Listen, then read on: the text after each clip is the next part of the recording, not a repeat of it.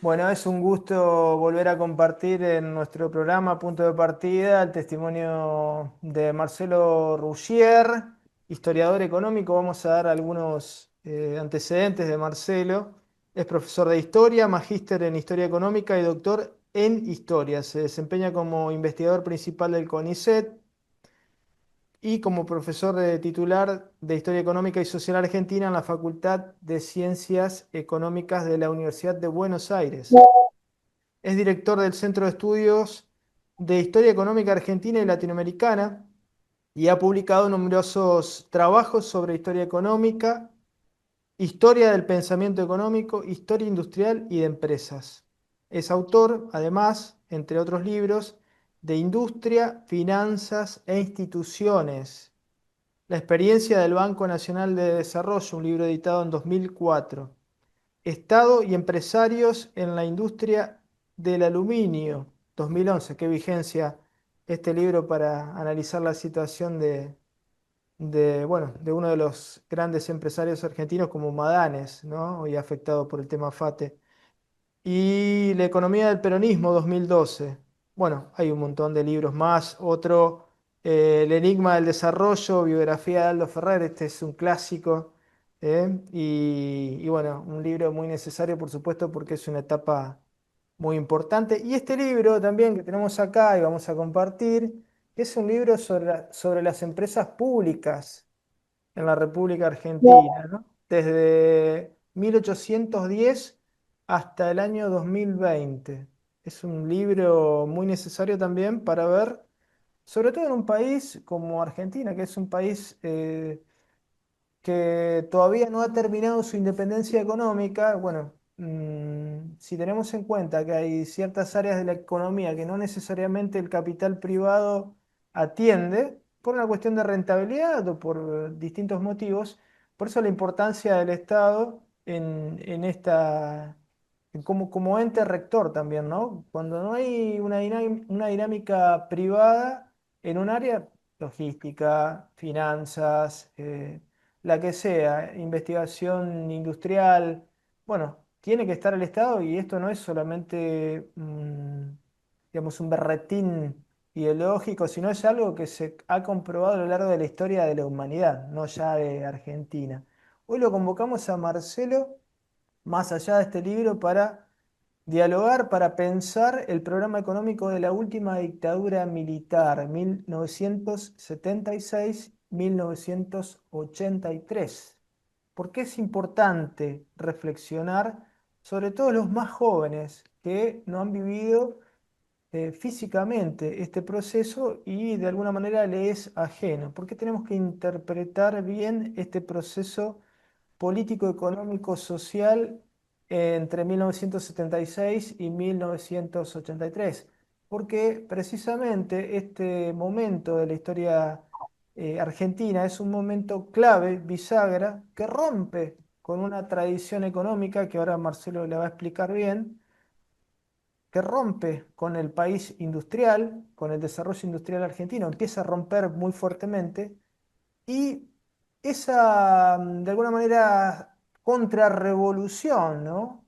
Este giro de 360 grados tiene consecuencias hoy porque muchas de esas normas que fueron muy importantes para imponer este modelo iniciado en 1976, sobre todo, aunque tiene algunas características que pueden extenderse hacia 1975, pero el centro es la dictadura, ¿no? Y bueno, la gran parte de la legislación está vigente. Entonces, si tenemos gran parte de este programa vigente, pero no lo interpretamos, difícilmente vamos a llegar a buenas conclusiones para definir una hoja de ruta. Marcelo, ahora sí, te pasamos la pelota. ¿Cómo estás? ¿Qué tal? ¿Qué tal, Luis? ¿Cómo estás? Muy bien, un gusto siempre conversar con vos.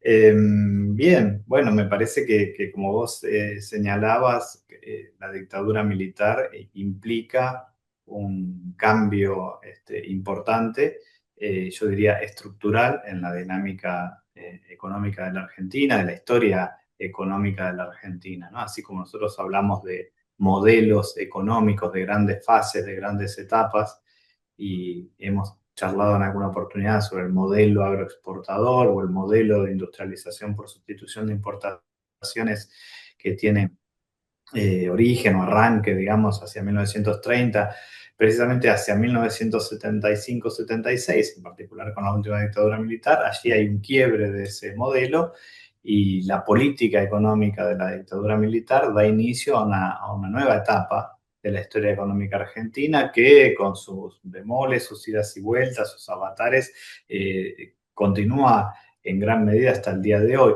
Y no solo por las definiciones y las vigencias en términos de legislación y cosas que han perdurado, sino básicamente por esos cambios estructurales, que esas herencias que han marcado y definido y condicionado las políticas económicas posteriores, insisto, hasta el día de hoy, ¿no? Entonces ese quiebre es un quiebre fundamental, es un quiebre muy importante que también tiene que ver con cambios en la dinámica de la economía internacional. Entonces, nosotros podríamos llegar a decir que es la forma particular que adquiere el ajuste de la economía local a esa transformación más estructural de la economía internacional que está relacionada en definitiva con el fin de Bretton Woods, el fin de un modelo de acumulación de tipo fordista vinculado a los estados de bienestar y al inicio de los procesos de globalización, donde el sector financiero pasa a ser clave en la dinámica de acumulación internacional y también lo es, digamos, en la Argentina, ¿no? Marcelo, si te parece, vamos a tratar de brindar, vos correginos, algunos datos sobre lo que heredamos de esa etapa industrial 1930-1975-76, ¿no? A Sin lo ponemos ahí, a Ricardo Sin, acá tenemos el libro, lo vamos a mostrar para aquellos que tengan estómago. La segunda fundación de Argentina, la segunda fundación de la República, es un libro de un Ricardo Sin, que es un personaje muy sinuoso, para decirlo de alguna manera, porque pasó en algunos años de ser industrialista a ser una de las caras de este modelo financiero, eh, que se empieza a aplicar, y que empieza a tener, digamos, anclaje en el sector empresarial y en distintos actores con la muerte de Perón, que era el gran árbitro de la política argentina hasta 1974. Y bueno, Ricardo Sin es de alguna manera uno de los padres hasta filosóficos de este nuevo modelo que tiene una serie de características, pero bueno, decíamos, datos hasta 1974-75, Argentina era un país modelo, siempre fuimos un país modelo desde la fundación argentina respecto a otros países latinoamericanos y bueno, se había generado desde la generación del 80 hasta este proceso de sustitución de importaciones era realmente impresionante, ¿no? Con contradicciones, con particularidades cada proceso, pero bueno, llegamos, según datos del Fondo Monetario Internacional, 1973, 74, con aproximadamente 4% de pobreza real, digamos, ¿no? No una pobreza medida, digamos, con estadística cuestionable como actualmente, 3% de desocupación, ¿no? Bordeando el pleno empleo en la República Argentina, un país que en ese entonces estaba, y esto lo va a explicar mejor Marcelo, en pleno auge de exportaciones industriales, ¿no? Porque después de 45 años de industrialización,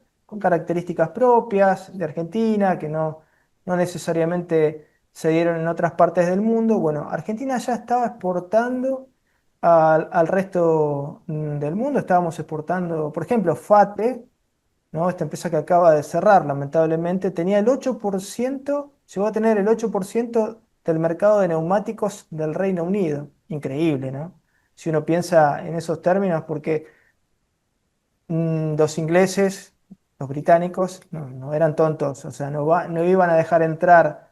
bienes a su mercado interno que no tuvieran calidad. A ese nivel competía Argentina, ¿no? Y hablando de Madanes también, con su fábrica de calculadoras, ¿no? Que llegó a competir con Casio, con IBM, ¿no? Con ganar mercados en México, en Alemania. Bueno, toda esa dinámica, ¿no? Se va rompiendo, como dice Marcelo. Teníamos una estadística impresionante, muy poco endeudado el país, ¿no? Cuando viene la dictadura teníamos 8.000 millones de dólares aproximadamente de deuda pública externa.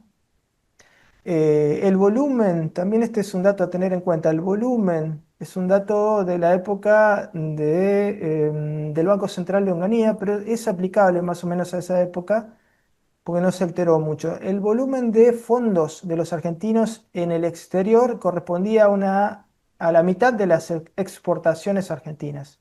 Es un dato impresionante, ¿no? Porque si pensamos que las exportaciones argentinas, para ponerlas en un número redondo, hoy, Marcelo, deben ser 100.000 millones de dólares.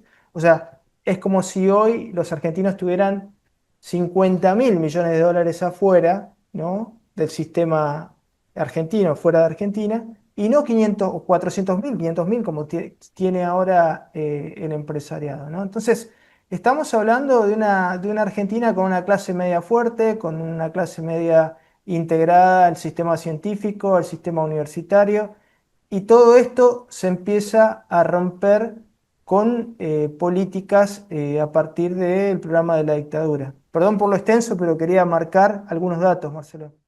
No, me parece central lo que señalás, sin idealizar, digamos, ese modelo económico, porque obviamente existían muchas tensiones que se expresaban en la balanza comercial, en la balanza de pagos, que generaban, digamos, situaciones donde era necesario proceder a determinados ajustes. No obstante, después de 1964, en este proceso de maduración que vos estás marcando, hasta 1974-75, no hay ninguna crisis concreta del sector externo, es decir, que la Argentina había logrado resolver ese problema central que era la tendencia al estrangulamiento del sector externo derivado de la incapacidad de exportar productos industriales y de sostener un buen nivel de exportaciones tradicionales que le permitieran seguir importando insumos, maquinarias, o en todo caso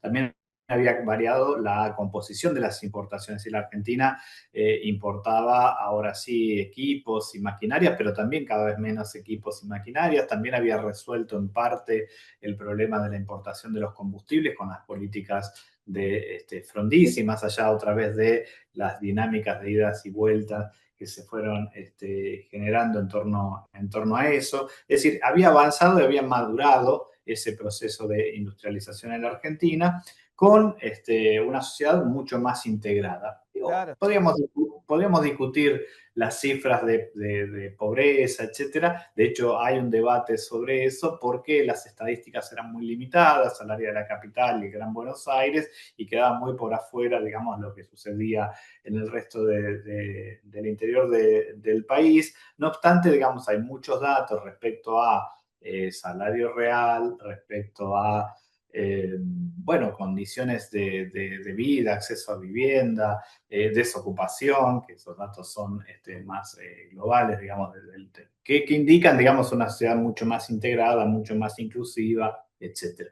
Pero lo otro es, más allá de esta capacidad de exportación, que vos señalabas, que refleja también la maduración y el avance de determinados sectores productivos bastante complejos, como el caso de la electrónica, por la mención de falta electrónica o de otros insumos industriales, digo, exportación de maquinarias, de equipos, de cosechadoras, de tocadiscos, De etcétera. motores, Exacto, de exacto. motores. Entonces, estos avances en la producción de bienes de capital, lo que había era, digamos, algo que no se discutía en todo caso, o se discutía solo en los márgenes, en sectores liberales marginales, en publicaciones marginales, vinculado a el valor social de la industrialización. O sea, el proceso de industrialización no estaba puesto en duda, porque el proceso de industrialización significaba avanzar en la dinámica del desarrollo económico, que era y es, digamos, el anhelo social de todas las sociedades en definitiva, ¿no? Es decir, avanzar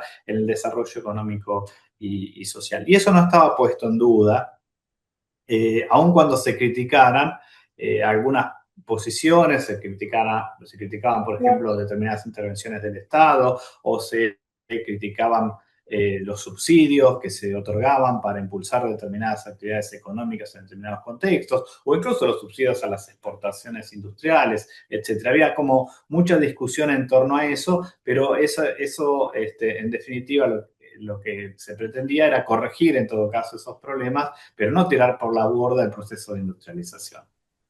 Perdón, Marcelo, Sí, problemas vistos desde ese momento muy corregibles, o sea, no exacto. problemas al nivel de la actualidad. O sea, nosotros tenemos en este momento de la historia argentina problemas severos. Esos No, no, problemas... no, totalmente. Y de hecho, yo creo que en algún momento lo mencionamos, pero lo repito ahora, Guido Di Tella, digamos, en las discusiones que se producían en el ámbito intelectual académico a fines de los años 60, decía, bueno, si nosotros hacemos esta corrección, esto, impulsamos las actividades de exportación, integramos más los mercados latinoamericanos, etcétera, podríamos llegar a ser o a estar dentro de los primeros 5 y 8 países a nivel mundial. Es decir, se partía de una base donde era posible alcanzar el desarrollo y esto quiere decir que esos problemas, como vos bien señalás, eran resolubles. Había mucha tensión, obviamente, digo, en la parte política, digamos, ¿no? La parte política institucional que tenía que ver con el problema, entre comillas, desde determinados sectores, en particular los sectores militares y los sectores más conservadores, del el peronismo, digamos, ¿no? Y de cómo resolver eso. Porque en definitiva ese proceso de industrialización estaba muy vinculado también, y esa sociedad más integrada, digamos, y como se ha definido, de empate social, donde el poder de los sindicatos era realmente muy importante, estaba muy definido por el tema del peronismo y la exclusión del peronismo. Entonces eso generaba naturalmente muchas tensiones. Y no es un tema menor para pensar luego en la resolución de esos problemas, porque yo diría que en principio los sectores liberales, vos mencionabas a SIN, pero hay varios allí, Sí, pasan sí. de una actitud más industrialista a una posición claramente, yo no diría antiindustrialista necesariamente, digamos, sino más bien antiestatista, pero digamos, van buscando por el lado de la industria la forma de resolver esa tensión política, digamos, ¿no? Por una doblegar, digamos, las actividades industriales para resolver los problemas del Estado y los problemas de orden social y de orden político. Pero, por ejemplo, Carlos García Martínez o Luis García Martínez, que van a ser personajes muy importantes dentro del gabinete de Martínez de Oz y aún después de Martínez de Oz, están en el círculo del liberalismo católico y no son necesariamente antiindustrialistas, ¿no? Eh, lo que son, insisto, son antiestatistas, digamos, o todo lo que está vinculado a un Estado que pueda subsidiar determinadas actividades y no permitir la eficiencia de la economía. Incluso yo diría que hasta el propio Martínez de Oz no es un antiindustrialista, de hecho, digamos, es alguien que está dentro de la estructura y de las cámaras empresarias y, digamos, como presidente de Asindar, digo, no, no es que tiene una posición decididamente antiindustrial, en todo caso es, insisto, más antiestatista y anti de subsidio, digamos, o políticas favorables al sector industrial que pueden generar condiciones de no eficiencia, Ahora, ¿no? Marcelo, perdón, pero también a las condiciones internas que vos mencionabas, a esta disputa entre sectores del ejército y el sistema político, también habría que agregarle, como decías al principio, la cuestión geopolítica, porque todo este cambio en el consenso industrial, en el pensamiento empresarial, inclusive, ¿no? Empresarios que durante décadas fueron absorbidos por las ideas industriales o por lo menos no las negaron y las desarrollaron. Bueno, empieza todo este cambio internacional. Mencionabas Bretton Woods, la crisis del petróleo, obviamente en el 73 es determinante. Todos esos dólares de la OPEP que empiezan a fluir por el mundo y cambian de alguna manera, empujan cambios dentro del sistema financiero. Y bueno, la escuela de Chicago, ¿no? Porque teníamos enfrente ya en 1973 el golpe de estado de Pinochet, por citar algo regional, pero digamos, hay un entorno ideológico en torno de las fundaciones económicas, hay un entorno que ya va empujando, no solamente son, digamos, porque algunos autores mencionan únicamente a las presiones estatales, los planes de Estados Unidos, los cambios de gobierno en América Latina que impulsa Estados Unidos, que es real, pero Sí, yo cosas. No, no, yo diría que sin ese contexto no se puede entender, digamos, la política económica o el avance en un sentido de la política económica de Martínez de Oz, que en todo caso ahora podemos profundizar, tiene que ver con ese contexto internacional que va a permitir una salida eh, de política económica por fuera de las actividades productivas, ¿sí? Pero esa salida de política económica tiene atrás unos objetivos políticos, ¿sí? Como toda política económica, tiene unos objetivos políticos. Y esos objetivos políticos giran más en torno a una lógica interna de resolución de estos problemas que venimos señalando, y en particular, digamos, la resolución final del problema del peronismo y las tensiones que el peronismo ha generado desde el punto de vista social y desde el punto de vista político, ¿no? Recordemos que estamos en una situación en el tercer gobierno de Perón, digamos, muy, muy compleja desde el punto de vista social, político, de las organizaciones armadas, etcétera, ¿no? Yo siempre utilizo una especie, dos, digamos, una de Marcelo Diaman, en Mm. 1972-73, él dice, bueno, ya hubo un intento de devaluación de políticas liberales muy fuertes, dice, en 1962, durante el gobierno de Guido, con Martínez de Oz como Sí, sí, ministro, no como es uno de los casualidad. ministros de Martínez de Oz, no es casualidad, dice, hubo un intento así, pero después no hubo intentos otra vez liberales fuertes, ¿no? De evaluaciones, de apostar a las actividades agropecuarias, ¿no? De volver a un modelo agroexportador. Entonces dice, bueno, ya la sociedad no está pensando en esa lógica, Claro. insisto, la industrialización es un valor social, dice Diaman en el 72. Y en el 73, en un famoso libro que hablan precisamente sobre la política económica en una sociedad conflictiva, Richard Mellon y Juan Vital Zurruil escriben, ¿no? Concretamente dicen de manera explícita, dice, bueno, ya no hay posibilidad de que se discuta la industrialización, ¿no? Ya hubo modificaciones de tipo de cambio favorables al sector agroexportador, pensando otra vez en las ventajas comparativas, eso no va a suceder, dicen, salvo que venga una dictadura muy liberal y muy represiva, ¿no? Lo dicen en 1973. Y yo digo, bueno, siempre digo, el problema es que lo escribieron y alguien lo leyó, pero eso es lo que pasó precisamente a partir de 1976, es decir, una política liberal, como pudo haber existido previamente quizás en la concepción del Rodrigazo en el año 75, pero con todo el peso represivo que permitía precisamente llevarla adelante o darle determinada continuidad. Porque está claro que cuando se produce el golpe militar, lo primero que van a buscar, ya la cuestión de la guerrilla está bastante controlada, Sí, digamos, sí, sí. diezmada, no es la gran preocupación, pero lo Es más primero que van a bien, buscar. perdón, Marcelo, es más bien una excusa, ¿no? Sí, sí, yo diría que eso está, digamos, desde el punto de vista militar controlado, pero lo que van a buscar fundamentalmente son a los líderes sindicales, a los delegados, no a los líderes sindicales de la burocracia sindical, sino a los delegados de fábrica, a los posicionamientos combativos dentro de las plantas, precisamente para eliminar esa resistencia.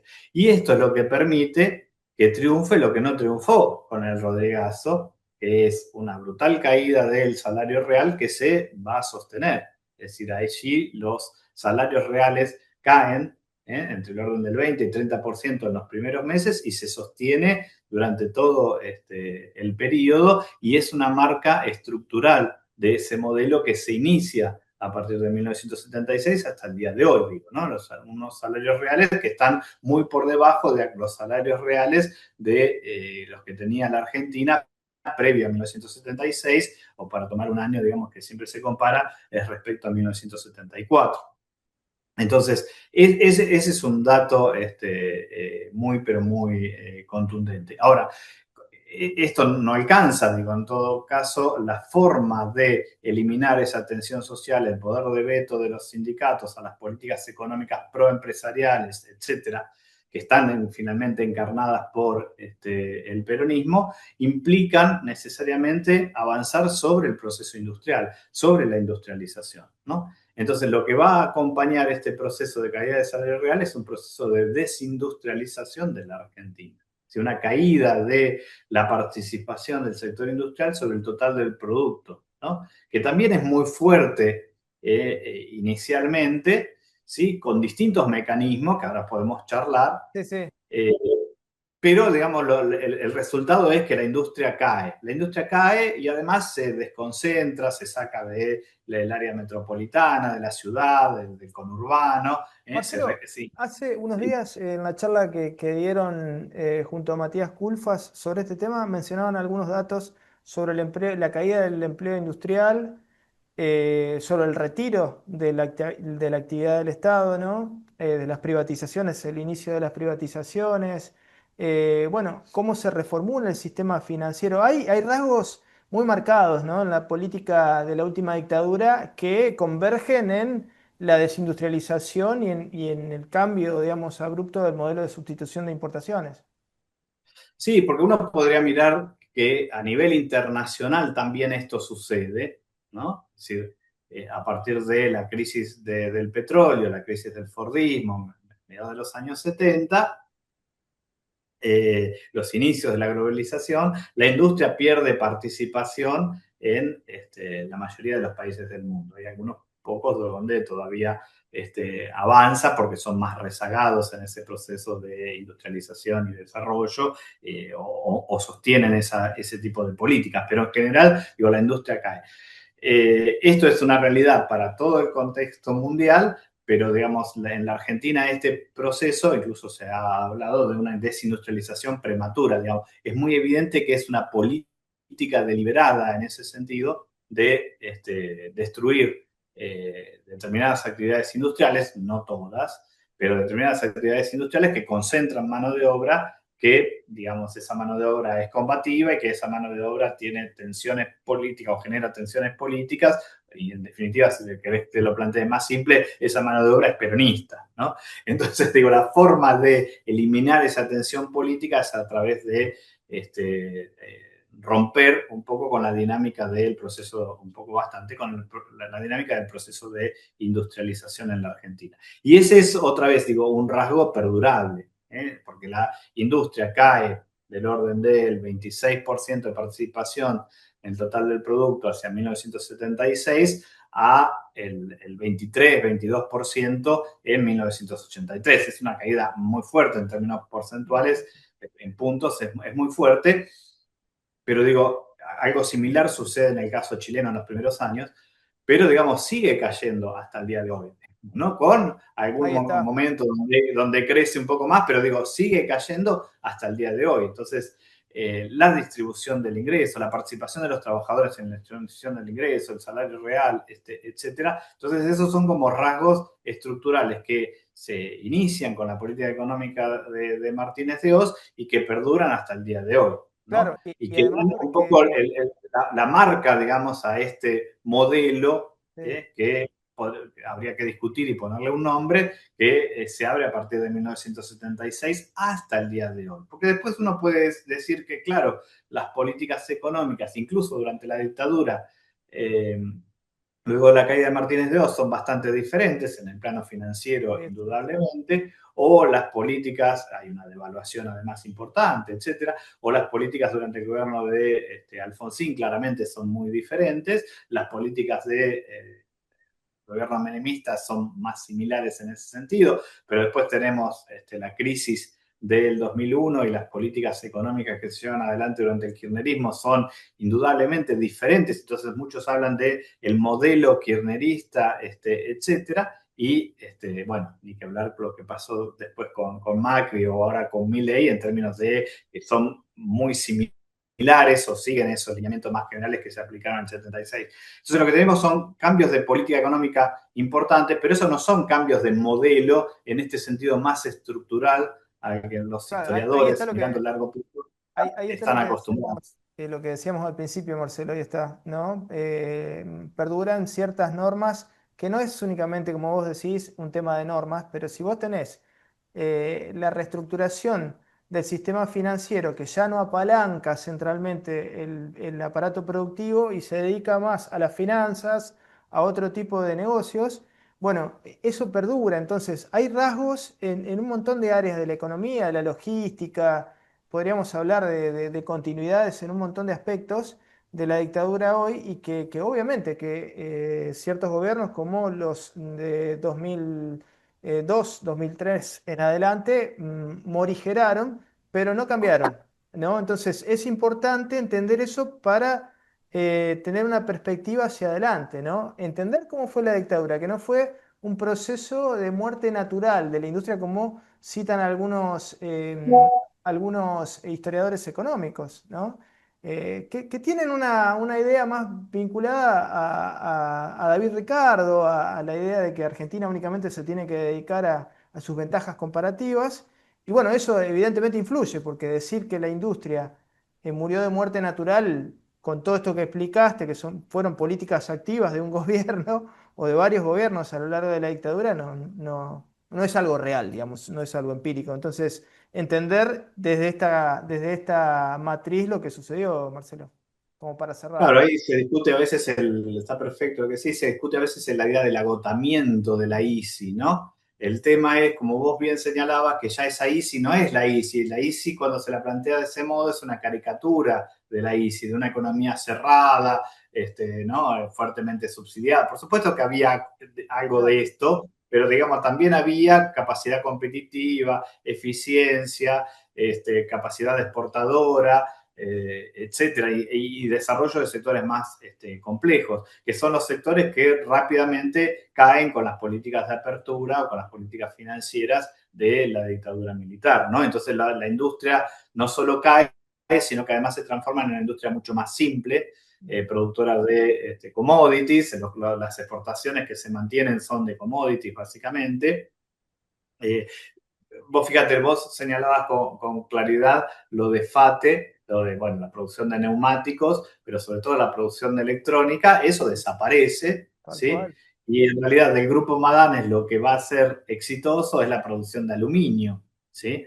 Que es un gran proyecto de inversión que tiene precisamente desarrollo en ese contexto, hacia 1974-75 empieza a producir, pero produce un insumo, digo, produce aluminio primario, ¿no? Exporta aluminio primario. Es muy importante por lo que eso puede generar para el desarrollo del mercado interno, pero el consumo del mercado interno se ha caído porque los bienes que necesitaban ese insumo más complejos de bienes de capital, bienes, digamos, producción de maquinaria, etcétera, ya no están. ¿No? Entonces, el grueso de esa producción va hacia el exterior Claro. necesariamente. Entonces, lo que estamos hablando es de una industria mucho más simple, una reprimarización del conjunto de la economía, del conjunto de las actividades productivas, pero dentro de la industria también una reprimarización en el sentido de que las actividades son mucho más simples y se ajustan, como vos decías, más claramente a las ventajas comparativas, ¿no? Ahora, el otro gran tema que me Tenemos dos parece... minutos, Marcelo, así que en dos Bueno, minutos tenés no, que cerrar. simplemente quería marcar esto, que lo otro que hay que señalar es que el quiebre de este modelo a partir de 1976 lo que genera es prácticamente un estancamiento económico. Ahí está, dato ¿No? central. Claro, porque digo, en el modelo de los portados la economía crecía, El modelo de industrialización por sustitución de importaciones, con sus vaivenes, también generó una dinámica de crecimiento, sobre todo la última etapa, pero luego a partir de 1976 la economía prácticamente no crece, ¿no? Hasta el 2001 el crecimiento es del 1% y el de la industria es menos en términos per cápita, y luego también el crecimiento está como muy con muchos serruchitos y prácticamente no crece, y ahora no crecemos desde el 2011 para acá. Entonces es una economía de estancamiento, que no está definidamente anclada en ninguna actividad productiva fuerte, como puede ser el agro o puede ser la industria, sino básicamente en el sector de servicios y en el sector financiero, el sector de comercio, con algunos anclajes en algunos determinados momentos, pero lo cierto es que la economía no ha crecido en todo el periodo. Y Y eso, eso en gran medida está condicionado por el enorme peso que tiene la deuda externa, donde las restricciones en el sector externo ahora ya no son por la balanza comercial, por la insuficiencia de las exportaciones o por una dinámica de importación fuerte vinculada a lo que necesita la industria, sino porque lo que hay que hacer es pagar la deuda externa. Y eso es una herencia innegable de la última dictadura militar, porque vos señalabas que la Argentina entra con 8.000 millones de dólares más o menos de deuda hacia 1976, pero sale con 47.000 millones de dólares hacia 1983. Y esa dinámica no se corta, digamos, como eso, digamos, implica tener que hacer determinados costos, determinados ajustes para todo el conjunto económico para poder pagar la deuda, más allá de los defaults, etcétera, etcétera. Lo cierto es que eso ha sido la gran espada de Damocles que tiene la economía argentina, que no puede terminar de resolver y que implica y condiciona las políticas económicas y alienta en definitiva las políticas de seguir endeudándonos como llevan adelante los gobiernos liberales o neoliberales o este gobierno como que... Beneficios a lo grande con tu tarjeta de débito. Hasta 30% de ahorro todos los días en supermercados adheridos. Paga con Visa Débito a través de Modo con tope de reintegro. Banco Santa Fe. Acá, para vos. Cuando el agua pasa, hay vida. Hay relax. Hay progreso. Hidroplast. Redes e instalaciones domiciliarias e industriales. Sistemas de riego. Bombas y artículos para piscinas. Si es agua, pasa por Hidroplast. Francia 3020. Blas Parera 6498.